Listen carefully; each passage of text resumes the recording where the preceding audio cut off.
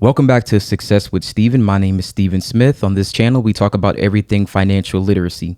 So today we're going to be talking about 4 small business ideas that can make you big money. And there are plenty of other opportunities, and there are significant amounts of money that can be made from other ideas. But what inspired me to actually talk about these, I compiled a list of around like 30 or 40 things, and I tried to find ideas that were commonplace. So it's something that you can see on a daily basis, which means that everyone should be able to do it, no matter what city or town that you are currently in. So this should all apply. 3 criteria was the main standard that I used. Number 1, they have to provide immediate income. So there are like really great ideas like YouTube or something like that can take months or years to create cash flow. So I wanted to focus on something that can create an immediate cash flow so that it won't take you long to start making money. 2, they had to require no special skills. They can require a license. It really just depends on your state. So you do have to be cognizant of that, but it's nothing that you can obtain in 60 days or less. And number 3, the idea has to be repeatable, meaning it's something that you can continuously do to make money. It's not like if you flip or sold one thing. This is something that it's actually scalable. So in other words, it's a business that you can grow on your own personal merit. So your output will determine exactly how much money that you can make from doing this. So just keep in mind when I'm giving you all these ideas, it's like most things, it's dependent upon you. Your output, your determination, your level of expertise, the things that you choose to spend your time doing will determine how successful these small businesses can actually be. All right. So without further ado, let's get started, and we'll begin with the first one.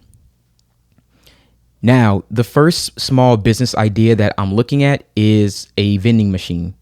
So the majority of cost when you're starting a vending machine business comes from stock items, and it can be financed through a small business loan, your personal savings, with as little as $2,000.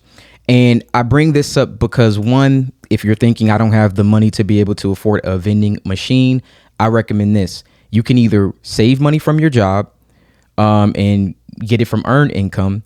You can look at doing something like I mentioned, the Sam's Club business credit card. If your credit is bad, but you need a business credit card, you can look at getting that one. It's a card that you can get with only business credit. I can link that video here. They actually sell vending machines on samsclub.com, and they sell snacks. So even if you get approved for their store card and not their MasterCard option, you can still get all of this stuff from Sam's Club, vending machine and all. You can also look at, of course, if you do have business credit cards, 0% APR card, you can put it on there. That is another option. And you can also buy it secondhand, used or something of that nature from Craigslist, from OfferUp. It's really up to you to do your due diligence in order to make it happen. Because again, if you spend as much time making, solutions as much as the excuse, you would already be where you want to be at. And that's one of the things that I try to keep in mind all the time. There's a million ways why something won't work. There's also a million ways that it can work. It just depends on which one you're looking for. So many vending machines operators recommend buying a used or refurbished one. So if you do have that option, you don't necessarily have to buy it new. I've seen some of the retail prices, and it's kind of like when you think of cars, it drops fairly quickly. So you might be able to get a vending machine that was $6,000 for maybe $1,200 to $3,000. It would just, vary. Because a newly just released machine can also be like $3,000 to $10,000, depending on the size and its features. But besides the machine itself, you'll also want to consider the cost of inventory to stock the machine. And that just depends on your plan, what kind of inventory that you'll stock. And this could span from a few $100s to a few $1,000s. It just depends. So let's take a look at some more steps to actually starting this particular type of small business. So first thing, consider your options. Consider there are a wide range of machines that are available today. In general, there are four like different categories of machines. You could look at products that are best suited to your actual target audience. For example, they have machines for products now like phones, things like that. I'm sure that you've seen them at the airport. They have some for makeup. I'm sure you've seen that. They also have some for snacks, like traditional drinks. Those are probably going to be the best entry into doing this. And those will probably be the most cost effective overall. I think that would probably be the best option. But yeah, just take a look at what you want. But food and beverage vending machines are going to be great. So whichever type of machine that you choose, focus on your market. You want to learn about popular stock items. You want to learn about site specific patterns. So you can actually see this on things like Walmart or Sam's Club, and you can see which snacks are getting purchased the most, which have the highest ratings, which ones are usually out of stock because people really enjoy those a lot. You just want to do your research. And according to a report from Vending Market Watch that was released in 2023, food and beverage, the machines with snacks and sodas, they actually make up the majority of this particular market, with beverages accounting for 23% of vending machine sales. So if 23% of the market is just going to be beverages, it kind of lets you know what people are looking for. So you can get a machine that just offers drinks, snacks, or a combination. Some offer two. Most entrepreneurs choose to purchase like different types of machines for one location, or for or place one kind of machine in multiple locations. It just depends on what your strategy is going to be. If you're new, I would consider starting with like a specialty, maybe like a healthy snack, healthy beverage. Again, you want to learn more about your industry. And to make the most sales, you want to cater your offerings to a specific location or a driven market. So for instance, you might stock healthy alternatives such as like protein bars and shakes at a gym, or like juice at a place where, of course, people are going to work out. You just want to cater it. Or if you were going to put this in a school, then you might want to have just snacks that kids are very fond of. Vending machines, if you have kids, ask your kids. They'll tell you exactly what they want or what they would like to see, maybe if they, were at school. So those are some different options that you could choose from. Next thing, find the right location. Now, this is probably, I would say, the most important thing. The location is going to determine how well you're going to do with this type of small business. So it's crucial. You really can't, you really want to make sure that you find the exact right place to earn profit. So for instance, an upscale food and beverage vending machine might fail in a strip mall. That's just not going to be the right location for that type of machine. But if you put that into like an office building, that machine might flourish. So it really depends on exactly where you're going to be. So think about the locations where you have personally purchased something from a machine, as well as the times when people are most likely to purchase like a beverage or a snack. Like, for example, if it's a place where people work, an office, something like that, during lunchtime, it's easy to go ahead and get something quick, especially if it's one of those ones with the card tap.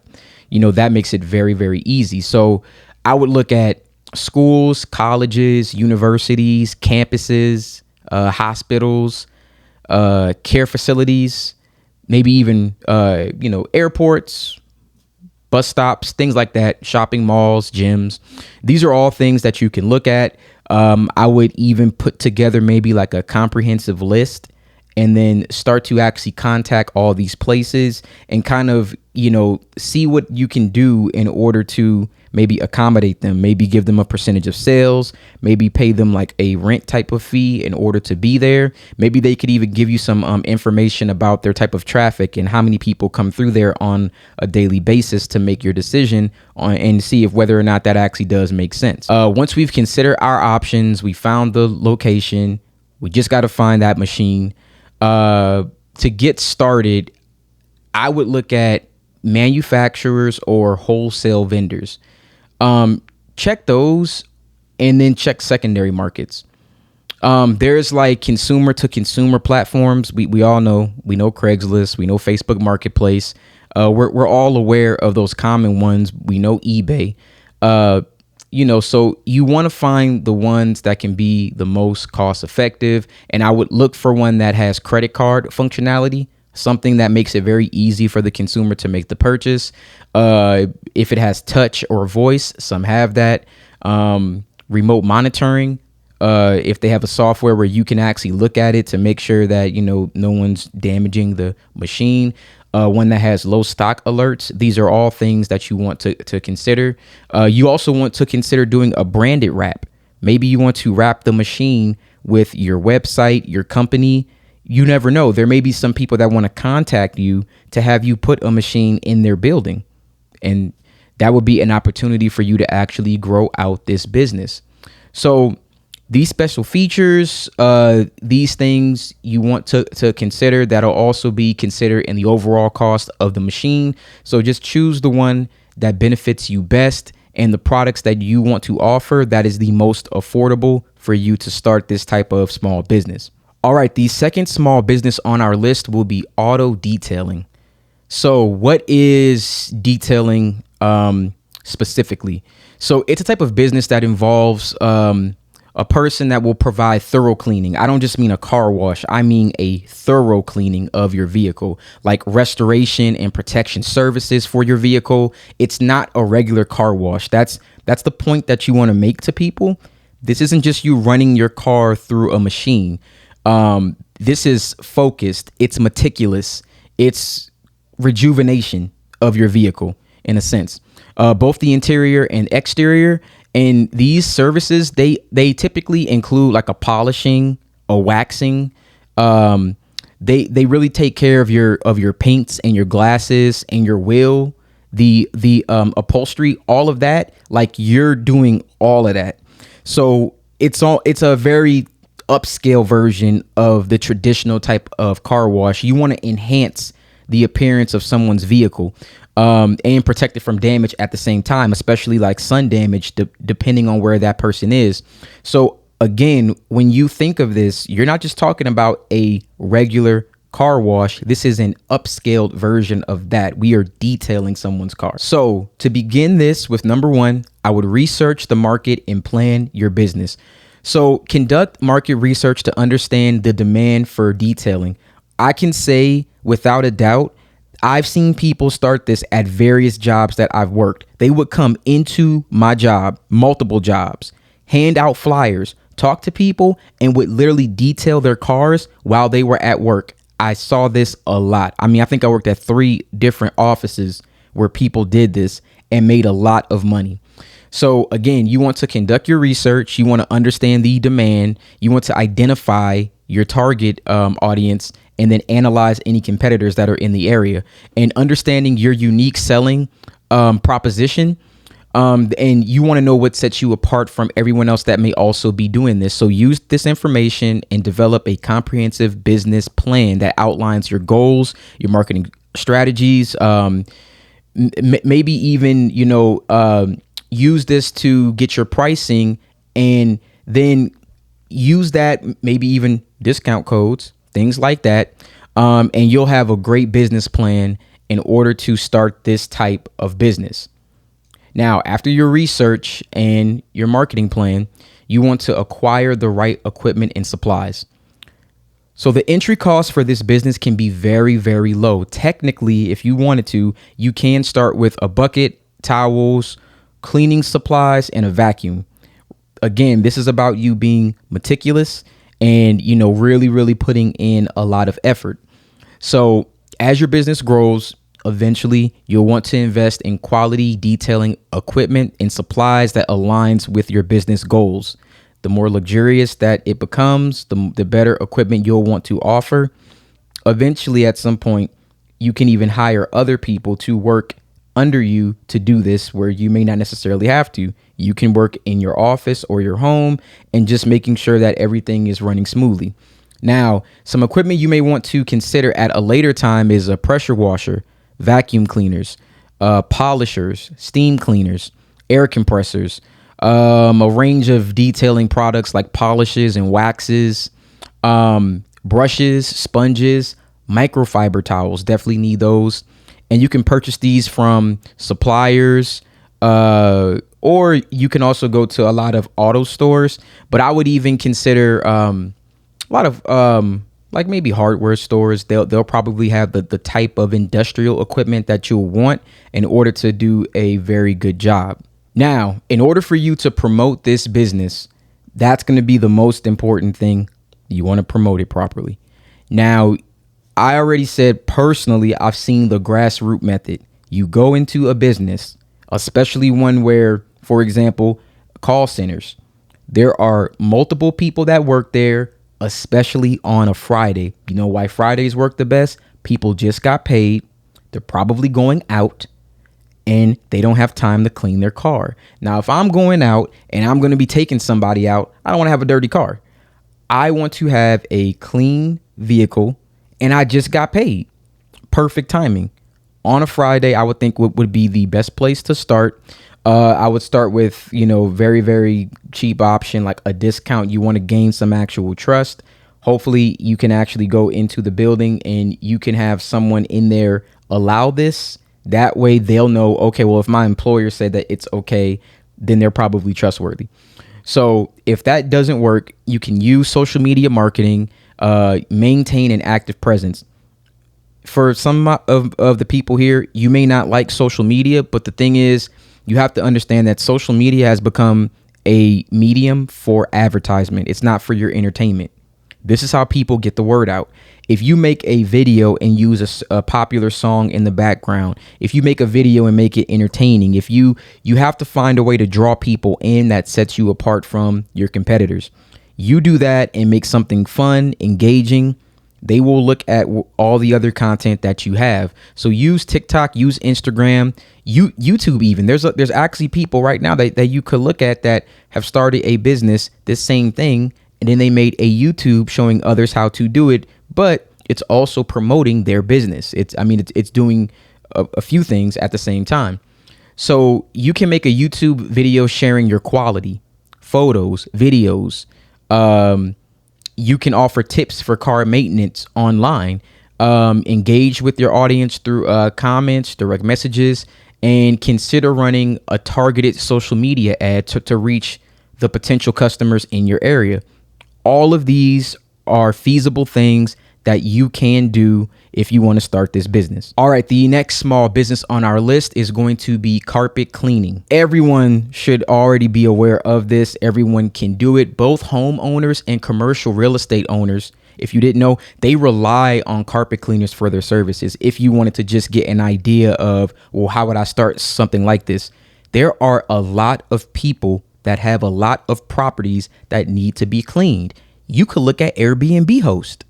Get a couple of them to come clean up not every single time, but if they need the carpet clean, you get a few to actually contact. You will be good, especially when it comes to realtors.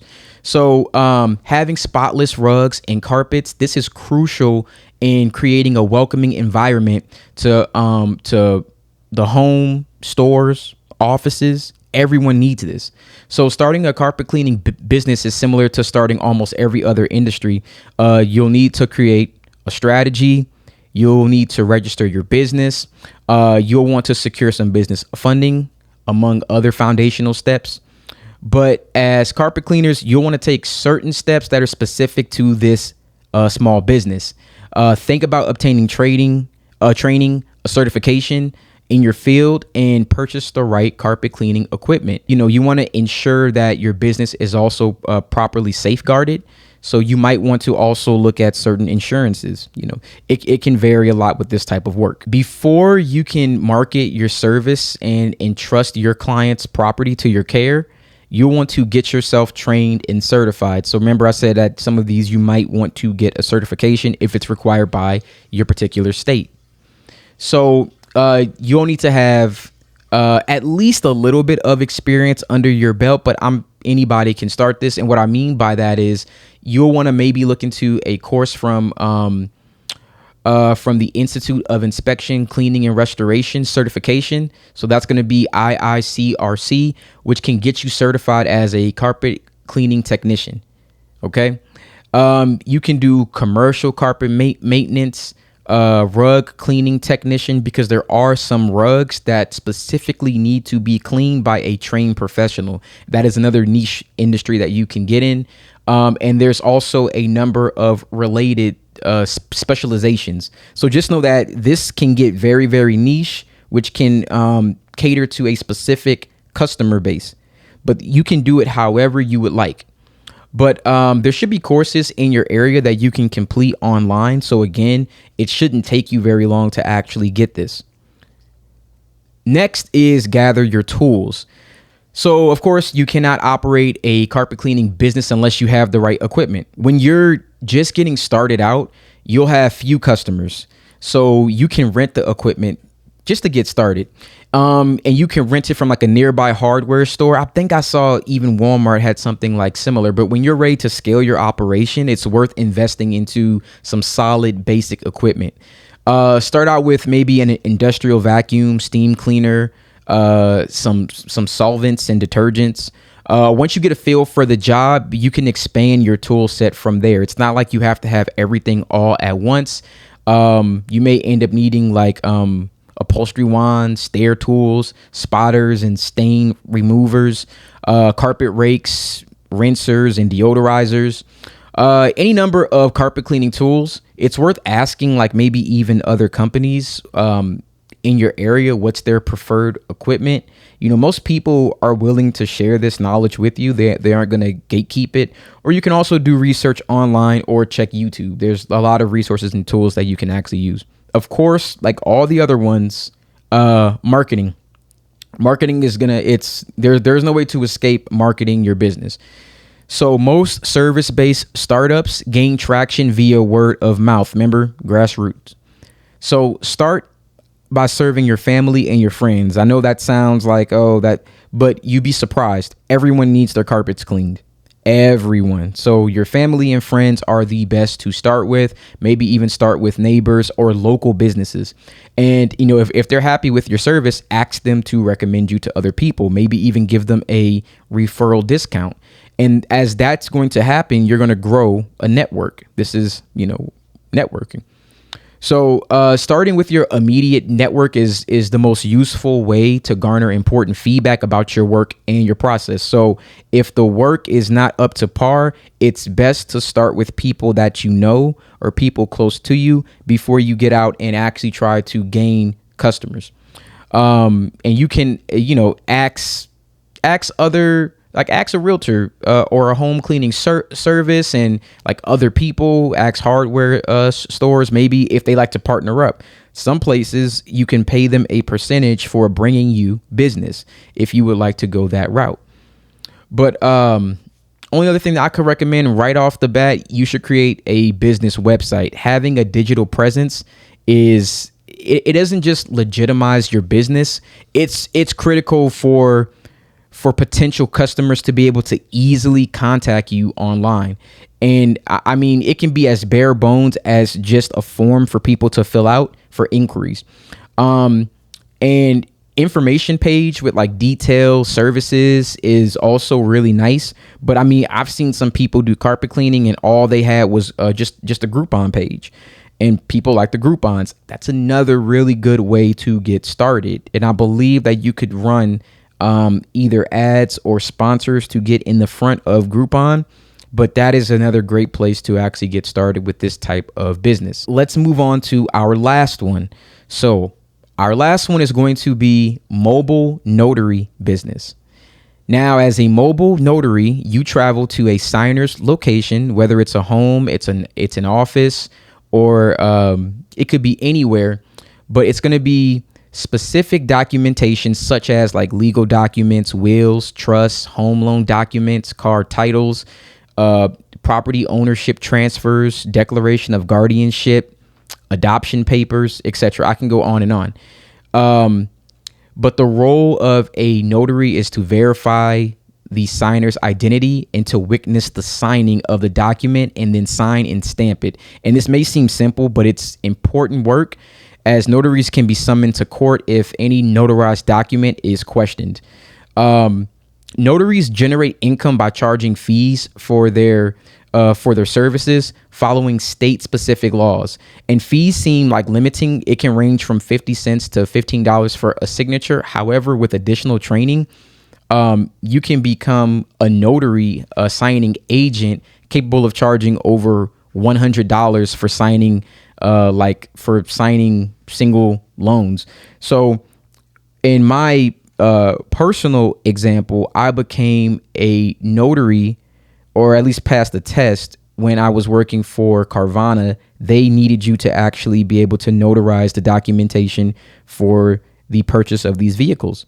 So it didn't take me long. It only took me like a couple days, passed the test.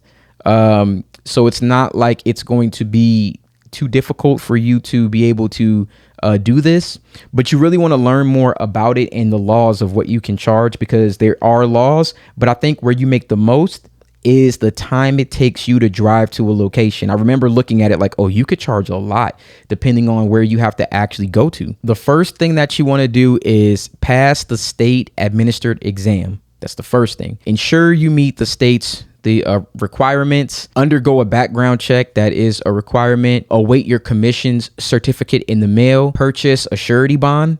And you want to file your bond and oath of office with your local county clerk. You want to get a notary journal. That's another thing. You want to get your stamp from an authorized vendor, and consider obtaining errors and omissions, E&O insurance. That's recommended, but it's optional. You don't need to have it, but I recommend it. Download and complete the application from your Secretary of State website. So just like when you get your business license, same thing. Have it notarized and submit it along with the required surety bond and application fee. And after a background check, you'll receive your notary commission, allowing you to purchase the essential equipment, the seal, and the journal. And in some states, additional steps may include completing a training course and fingerprinting before obtaining your commission. But again, this all varies. It just depends on your state. You'd have to look that up. So once all that is done, you need to identify your target audience or market niche. Now, remember, I was saying there are tons of things that you can notarize. It's a lot of stuff. There are different types of documents, and you want to pick the one that you're going to specialize in to begin with. I would advertise a specific service that you help with. For example, if you do divorce documents, maybe that's going to be the thing that you're going to actually push. But you want to pick a specific one, set your pricing, and set the strategies for your service. How much are you going to charge for the type of document that you're signing, that you're going to be notarizing, and who your client is. And typically you can charge $5 to $10, or if you're a loan signing agent, $75 to $200 per appointment. And that's where you get the most money. When it comes to marketing, it requires dedication and very, very, very, very careful planning. But with the right steps, you can achieve a lot of success and you can make a lot of money. This is a very lucrative field if done properly. It's going to always be pretty much the exact same thing. I feel like you get the most out of marketing is educating people on something. For example, some people may not know that they need certain documents notarized in a particular type of situation. Bring that to their attention, educate them on why it is important to have that document notarized, and then offer your expertise and help. I think that is the best way to do it. I would do that on social media. But you can also run ads, word of mouth, and referrals. Those are always the best options to get started. And I would leverage your friends and families and your neighbors. Offer a service to them, and also then have them recommend you to other people. Referrals are always the best way to grow. All right, and that is it. Thank you for watching this video. I hope that one of these small business ideas have appealed to you. If these are any businesses that you have already started or familiar with, please drop some information into the comments and let us know exactly how this has been working for you. If you're going to try any of these, please drop a comment. Let me know which one that you like best, Or let me know if there are any other ideas that you have besides these. Maybe you have a niche idea or service type of business that has flourished and you want to share that information with other people. Leave it in the comments and I'm definitely going to respond back to you because I would love to learn more about that. Maybe I can do that for my next video. All right. Thank you guys so much for watching and you have a wonderful day.